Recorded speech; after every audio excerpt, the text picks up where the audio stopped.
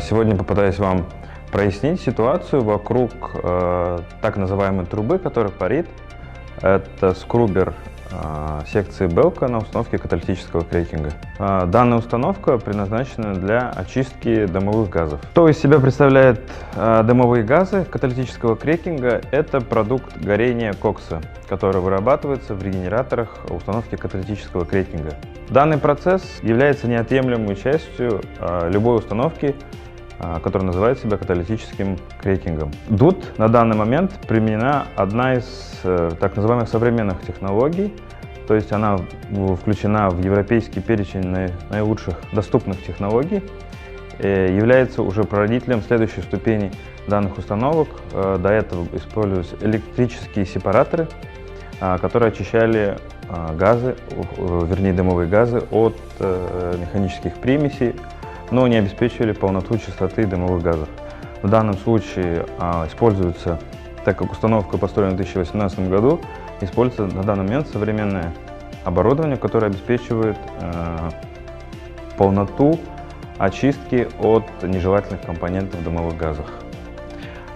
Здесь получается такой конгломерат технологий. Это технология LOTEX, очистка азотистых соединений, оксидов азота для полной их нейтрализации.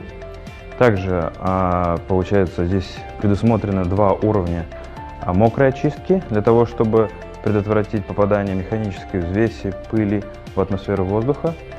И также предусмотрена нейтрализация кислотных компонентов. Вы все знаете, что основными компонентами при горении это получается СО, СО2, угарный газ, диоксид углерода. Также на этой установке предусмотрено полный дожиг оксида углерода до СО2. Тем самым мы, получается, минимизируем выброс угарного газа в атмосферу и получаем дополнительное количество тепла для того, чтобы мы его доконвертируем до СО2 и обеспечиваем полноту сгорания. То есть на данный момент основным компонентом выбросов является водяной пар, который служит для быстрого охлаждения дымовых газов. То есть температура входящих газов в скрубер достигает 220-250 градусов.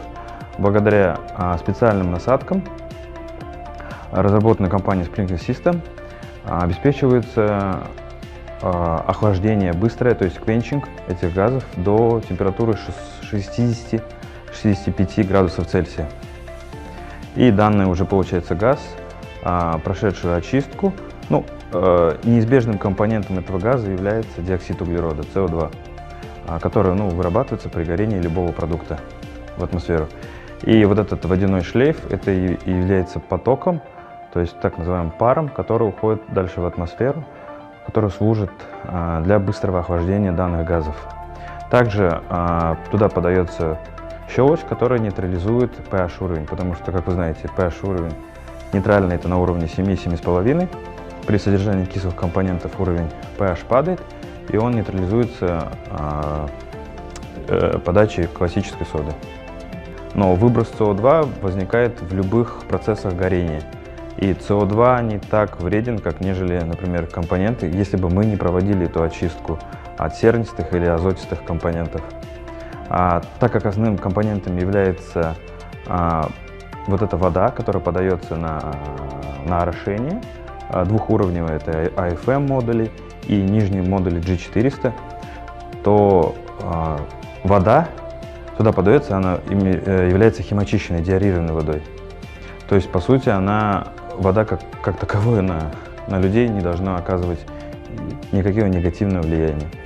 Недавно был проведен аудит этой установки с привлечением непосредственно самого лицензиара, и по всем отсутствуют какие-либо замечания, то есть все корректно работает.